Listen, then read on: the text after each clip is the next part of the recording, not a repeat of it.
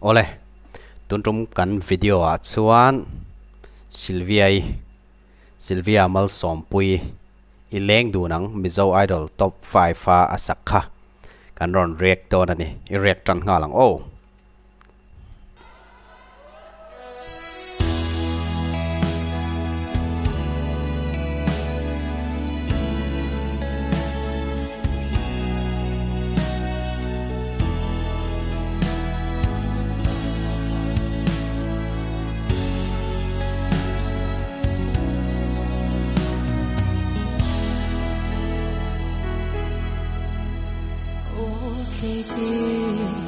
thiên lai lụa ru nghe tan hiền mang anh na par môi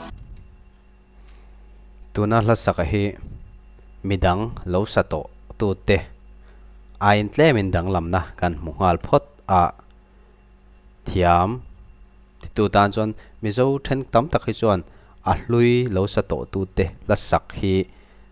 khum hi har sa kan ti thin khop mai ani hian a khum ne ngem a lo sa ma sa te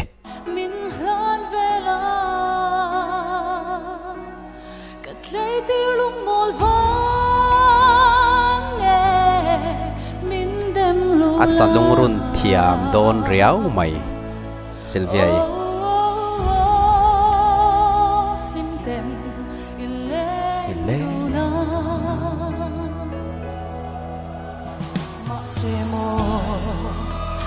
thiên lai đón lung ru xia a har nghe bị thút đi đâm tên khá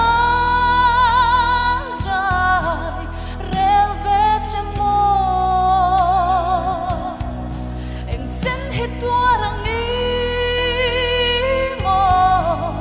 nắng ngày lung lê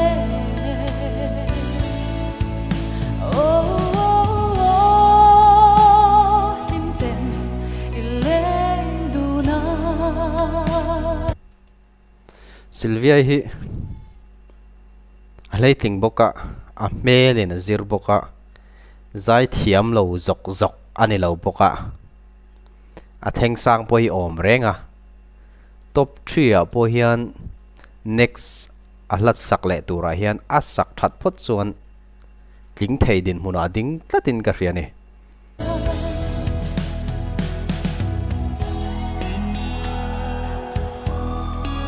bộ kan siam deuh se lo a che do ne bộ siam ngai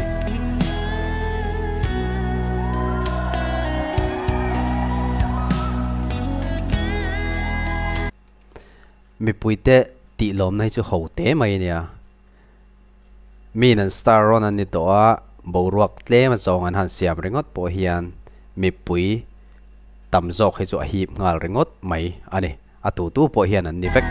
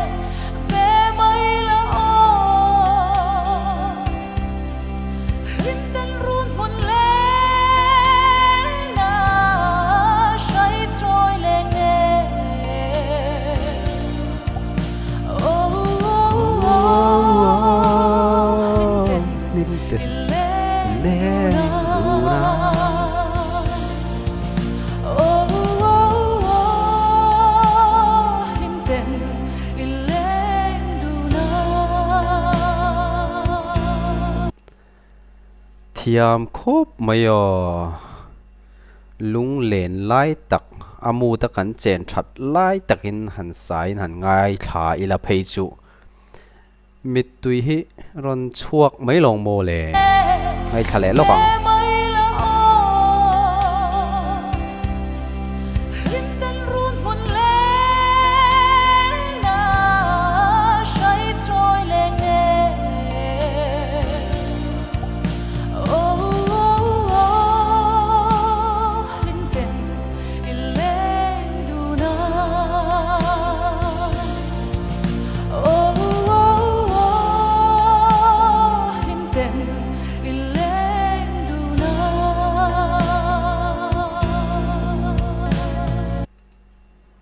Sylvia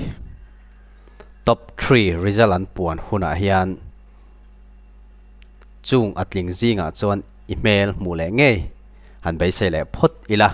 Sylvia fans zong zong te comment lama han ronin report ro o